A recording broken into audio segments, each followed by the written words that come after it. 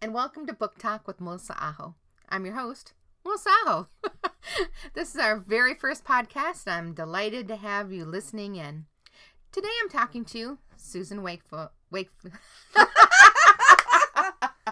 Susan Wakefield, and yes, I have known her for quite a while, and I should be able to pronounce that, but Susan is currently a library assistant. Library associate. Library associate. Okay, yeah. Sorry about that. That's okay. All right, so Susan is a library associate, but she has been a librarian and done many other things in the library and publishing world. Mm-hmm. She currently works with children. Yes, I do. So she's got all sorts of good recommendations and book knowledge for us to discuss today. Okay. So, did you come from a book family? Were your parents readers? Well, that was an interesting question because I realized at some point later in my life that my mom read books all the time. Mm-hmm. I also realized that my grandmother, who was a school teacher, read. And I came to learn that my grandfather, her husband, who had an 8th grade education, actually enjoyed reading also. He was a rancher, real outdoorsy guy. Sure. But I didn't know until later that he was a, well-read person. My father, he reads, but he doesn't necessarily read for pleasure. Sure. It's more for business. Oh, yeah. And growing up, my mother would read books to me, and my paternal grandmother would read the funny pages to me, which got me kind of caught up on the comics. Mm-hmm. And, so my sister reads a lot. My brother reads a lot. And for me, I really didn't start reading until I had a Russian literature class in college. Really, that late? Yep. So you weren't one of those little kids that her nose buried in a book, or? No. Every time I went to the library as a kid, the librarian scared the out of me. Really? Oh, yeah. And here you ended up being a librarian. I know. So, wow. Yeah. I don't want to be a scary librarian. Okay, that's the deal. Yeah. All right. Scary librarian's not a good thing. No. So, if you weren't a child reader, mm-hmm. What was your earliest book that really grabbed you then? Oh, okay. That hooked you on reading? Because usually it's like a book. Yeah. I find that people, they read one book and then that's just it. But until they hit that one book that turns them into a reader. Mm-hmm. Well, that wasn't until I was 21. Okay. So, I remember a couple books from my youth that were really popular or were really important to me. Sure. One of them was called Miss Susie. Okay. And I actually went out and bought another copy of it because I'm pretty sure my mom sold it in a garage sale. Uh-huh. But it was Miss Susie by Miriam Young and illustrated by Arnold Lobel. Oh, okay. Yep. And it came out in the 60s, mm-hmm. and it's been republished recently. And I really loved that story. She was a little gray squirrel who got harassed by the mean red squirrels and had to leave her home. Oh, no. I know. And she met the brave toy soldiers who were locked up, and she helped them, and they helped her get her house back. Uh-huh. And the other book was the Cookie Tree. The Cookie Tree, okay. Was that like a Christmas sort of themed book? Nope. It's kind of a supernatural blessing type book. The author was J. Williams, and it was illustrated by Blake Hampton in 1967. Okay. And suddenly this tree appears in I believe it's the town square, and it has these big, gorgeous golden leaves, and under each leaf is a cookie. Oh, hey, nice. And the town people are like, why is this here? And the kids are like, this is great. Yeah. Who wouldn't want a tree that has cookies? Hello. Yeah. So, I'd like my chocolate, please. I know. So those were the two kind of iconic books for me as a kid. Mm-hmm. And then from there on, I was really a comic kind of reader. Sure. I started drawing. My mother started me drawing like when I was about 2. So I have these little booklets that she made, and she would draw and write a word, and I would draw and write a word, mm-hmm. and repeat it. So drawing for me was much more important. Okay, it was the visual aspect. Yeah, it was the visual plus the actual having something physical afterwards. So, and in that, I think, so I didn't, growing up, I didn't hate books. Uh-huh. I just had a lack of interest. Sure. And drawing for me was like a daily event. It was like a cathartic. I had to do it. there was no, a day without drawing is like a day without sunshine. That would be a very bad thing. Yeah.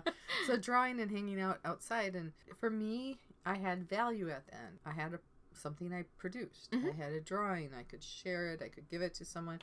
Where I thought, well, I read a book. There's no end product. Very true. I've just wasted all that time. But that's because I didn't understand how books can be springboards for additional conversation and creativity. I didn't understand that at the age. And I was just so sure life was too short to be reading. Too many other important things to do. And Right. Okay. So then when you got to college, it was the Russian literature that hooked you. Was there a certain one, a certain Russian, a certain Anna Karenina, or Right. Well, it Russian poets?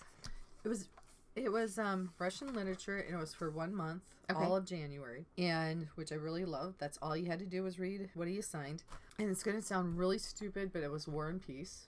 Really? Did you get through the whole thing? Yeah. Oh, wow. We had to. Yeah. It was a month.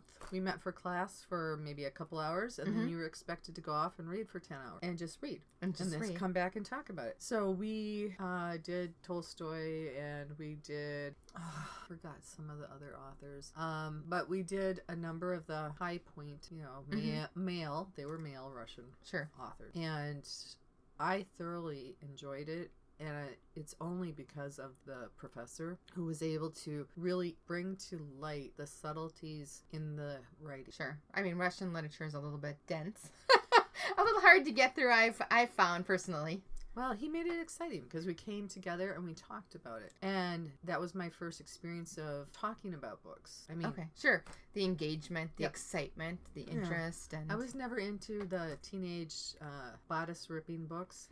And, I knew girls who were, and they'd read those and talk about them, and it was like, I have no interest in doing any of that. Mm-hmm. No. Keep it away from me. Sure. Yeah. After you hit the Russians, then did that expand your reading world, or... Yeah, it really did. I took another literature class with covering C.S. Lewis, and it was the Chronicles of Narnia and creativity in Christianity and Judaism. Mm-hmm. So that was a fabulous class, and we had to write our own literature pieces using different subtexts. So we had to be very creative with it. Okay. So writing, it sounds for you, reading, I should say, for you has always gone hand in hand with a physical aspect, either creating a story or writing a paper or doing a drawing or something. It's kind of used, both sides of the brain. And yeah, would you say? Yeah. I think that there's kind of a cacophony of creativity that defines us as a person, and it's different levels based on our interests. So I grew up playing instruments. I played the piano, the flute, the bassoon, the saxophone, and all of those pieces became part of my life, my identity. And the drawing did, being outside in nature did. All of these things kind of, it's like kind of a circle of yourself, and you're merging around in different areas. So as an adult now, have you branched out in other areas? Do you still need that physical drawing aspect to go hand in hand with the reading? Well, unfortunately, I was working on my MFA in intaglio printmaking, and while I was working at the University of Minnesota Press, and then I was also working on my MBA in marketing at the same time. And those two fields are totally not related. But well, you see, I ironically, it's basically what I did at the university. I was at Hamline University, and I took business courses. Okay. And then I took studio art courses. Okay. I was the apprentice for the intaglio printmaking studio and taught the intro classes. But then I was also a TA for econometrics, macro economics. I did, scored papers and stuff like that. So for me, it was really using both sides of my brain. When I was tired with the creative side, I could go over to the business side, the mathematical side. I see the math, the patterns, and art combine, also like a music score and the instruments in an orchestra or a band. All these things come together and create something bigger than themselves. So now that you're working in a public library, working with children, kids of all ages, do you feel that your reading interests have expanded with all these younger titles and the world of young adult reading, young adult books? Well, what I've found is that there are some very, very good young adult children writers. And these books should not just be relegated to children or to 4th or 5th graders or to teenagers. I think that adults would have a very enriching experience by reading these books because they are so well put together, well written. It's my belief that some of the adult fiction gets a bit sloppy formula, sure. Yeah. And it loses some of the crispness that we hold in a book that brings something new to us. Publishing has changed. I mean, it's totally different. Oh my gosh, yeah. When I was in publishing, we still had editorial people who worked closely with the author, rewrote. Those were the days where the author put down the ideas and the editor, they really helped that writer compose the final product. Now anyone can publish, and as a democracy, that's great. Just because you can do it doesn't mean you should. Exactly. So there is not a reader for every book today. There is a book for every reader, but not a reader for every book. I believe this is true because, one, as I mentioned before, anyone can publish. Before, there would be editorial reviews, you would have a marketing evaluation, you would have constructive critiques, fact-checking, grammar, there'd be peer or professional opinions weighed on. To determine if a project should be taken on. Not that they're necessary for a wonderful book, but with the development of the internet and social media, access to much cheaper processing, you can make books galore if you want. It's just like everyone. Everyone has one. So do you think books nowadays in general don't have that extra polish, that extra shine that they probably might have had 20, 30 years ago? I think there's more than there were. Yes. I think that when you find that rare book that really pulls it all together, you found a gem. Sure. The ones where you're going, oh my God, where was the editor on this? And why did they not catch that he said this in chapter 2 as well as chapter 4 and chapter 7? The same thing. Is this really a point that needs to be hit over the head? I don't think so. We got it the first time. So, a good copy editor, a good editorial editor, they are essential to the collaborative effort of a beautiful book. So certainly worth their weight in gold that Yes. writers should be investing in before they release their, great American novel. Right, but the publishing industry's changed. That used to be an on-staff position. I think some publishing houses now ask the authors to get their own copy editors before they bring the book in. I could be wrong on that, but I think that has happened. And just because you can be published does not mean anyone beyond you are interested in the topic. It's not even your mother. Right. And, possibly your family and friends might be curious just out of curiosity and pity. The pity purchase. Yes. So, no, I believe that there is a book for every reader. I thoroughly believe that, and I do that every day in the library. Okay. I tell children who are coming in and trying to find a new series, they just finished all of a different series. They want to find a new series or new author. And I tell them, okay, here are some books. You can check out up to 50. Don't have to, but I would suggest pick up a few that look great to you. Check them out. Take them home. Relax. Have a hot cocoa if you like. And read the first 2 pages. And if it doesn't grab you, life's too short. Very true. Put it aside and look at the next one. Because maybe 5 years down the road, you're going to find that book again and it'll be perfect. But you need to find what's right for you at this moment. At the right time. Yes, the right book for the right person at the right time. Yes. So what are you recommending these days What's popular in the library right now for kids? For kids? Or what are people sort of veering towards right now? Or is there one book that you're like, oh, you need to read this. This is wonderful. You're gonna love this. Oh, there is. Crossover by Kwame Alexander. Okay. Crossover is, I would say, the book I've been carrying in my heart since I read it. So it's been probably a little over a year. Really, that long? It stayed with you. It must have. It is prose. It's told in prose. It's a family, twin brothers, and their father's their basketball coach, and their experience 1 year in school and what they go through as a family. And I actually have a quote from the father coach. Oh, okay. Written out on my desk at home. Wow. I think Crossover it's a necessity to read. And what age group would you say this book is good for? The characters are in high school. Okay. And one of them starts having a girlfriend. So kids usually want to read about 2 or 3 years ahead of them, grade-wise or age-wise. Okay. And this is also going to depend upon the parent and what they think is appropriate for children. Okay. My mom in 1968 took a picture book about sex and put it on the bookshelf. Okay. My mom had all the 3 of the Henry Miller books on the bookshelf, and I think I was about 12 when I read Tropic of Cancer. Oh wow! Yeah, your mom was very cool, very progressive in her reading and letting her children read. Oh yeah.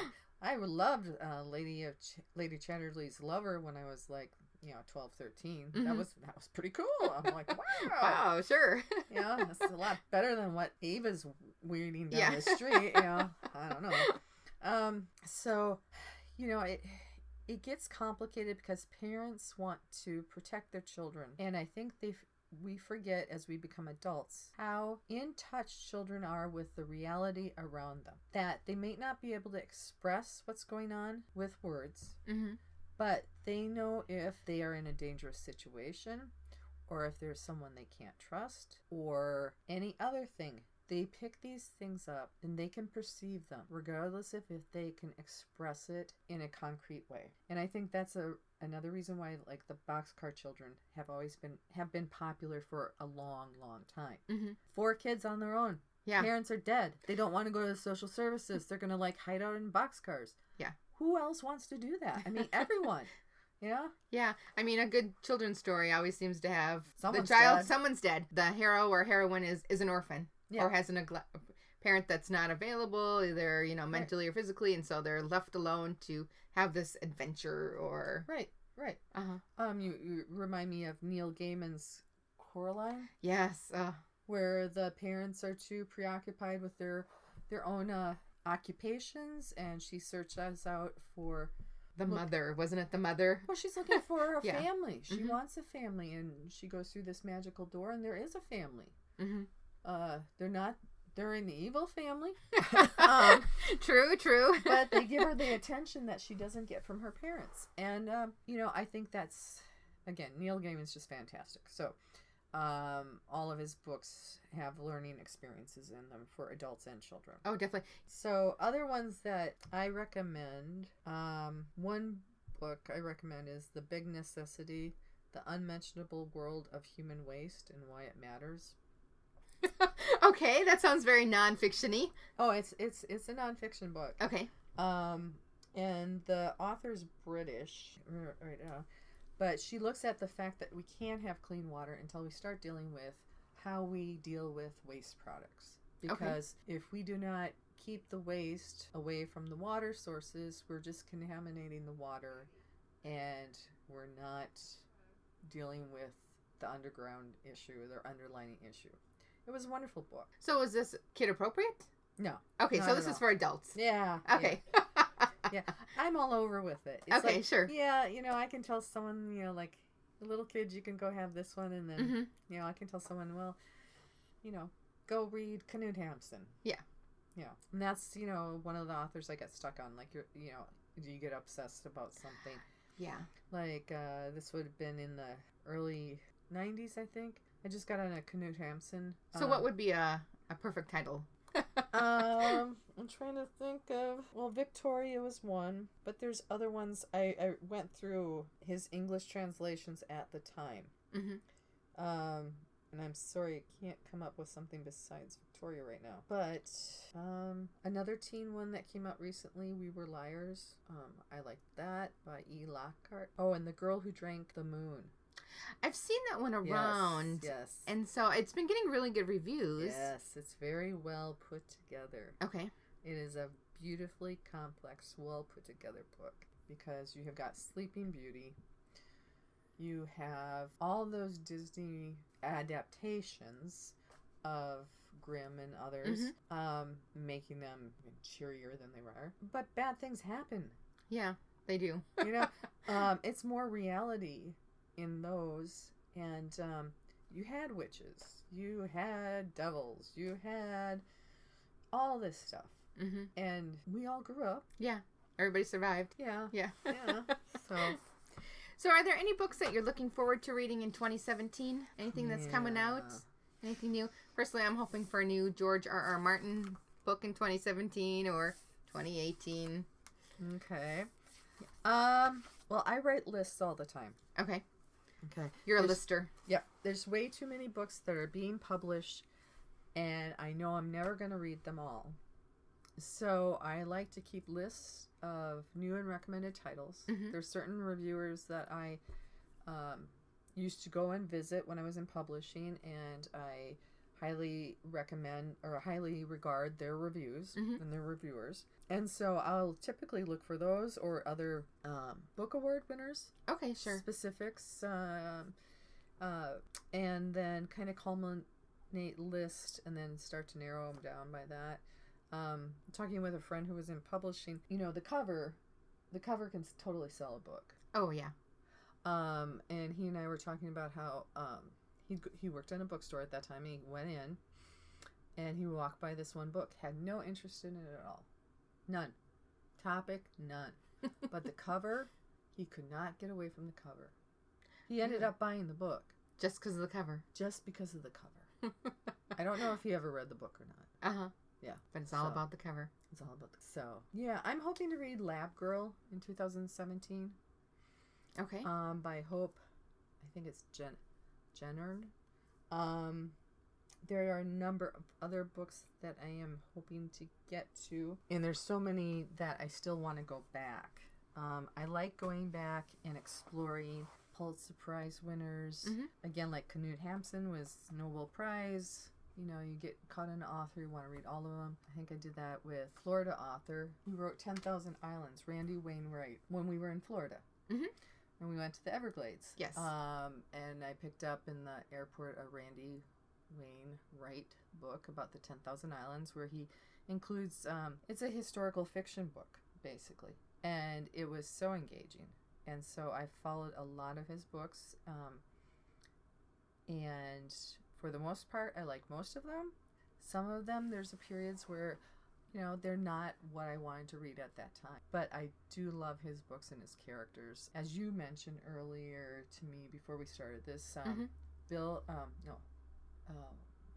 Carl Hayson. Yes. Yes, he's another wonderful one who's done adult and crossed over to children's. Yeah, I just loved Hoot. Oh, right. Yeah, Hoot, that was so cute with the little owls and yeah. Yeah, I love both the adult and the children's series on those. The environmental issues being part of a comical... Your to-be-read list expands and spans as the... Oh, I've got lists. I've got pieces of paper and lists all over. Uh-huh. And gradually I bring them together and I try to put the lists together.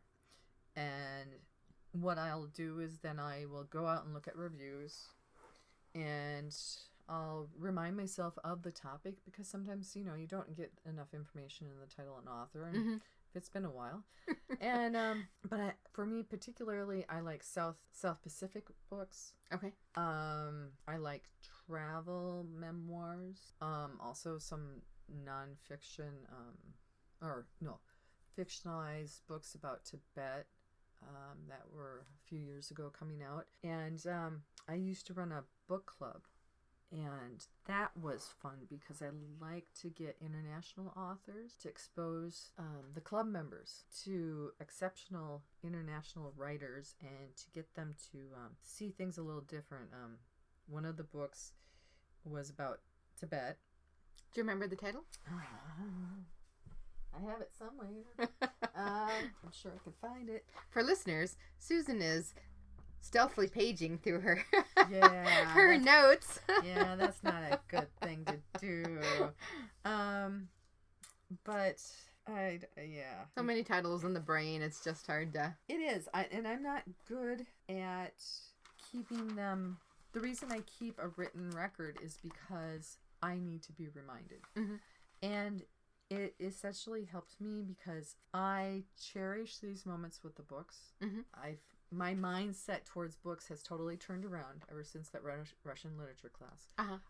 And then after that, the C.S. Lewis class, and then I started teaching myself Farsi, how to read and write Farsi, and just kind of kept going on and, trying to learn Russian and just trying to expand my worldview. Oh, yeah, definitely. Yeah. So do you have a set number of books that you try to read every year? For example, I try to read 100 books. Some years I don't make it. Okay. Other years I do, or I just squeak in really close. This year I want to count.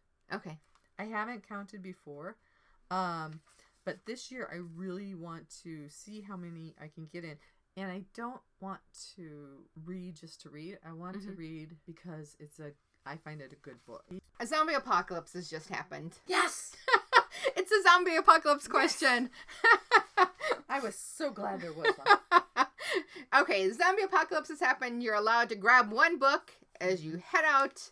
I thought I got two. Do you get two? Okay, so you can have two. Two zombie apocalypse books. What do you grab to read forever? Because you only get two. So what are you going to read forever?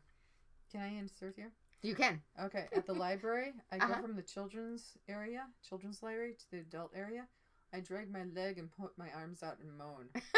I'm the library zombie. Library zombie, okay. I play the library zombie. My coworker Mark knows it quite well. Okay, I have my two titles picked out, and I think they're pretty groovy titles. Okay. So, I would just make sure I want to get the right authors and everything for that. And I feel bad about the ones that I had forgot. Okay.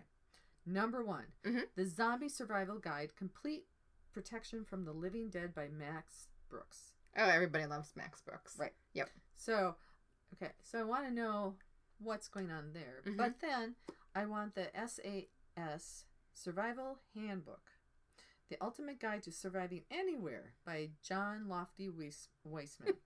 And this Outside Magazine said, don't leave home without it. And I trust Outside Magazine. So if I'm going to have to leave home, which I will have to because the zombies will break in. Yes, they will. Those are the two books I'm going with.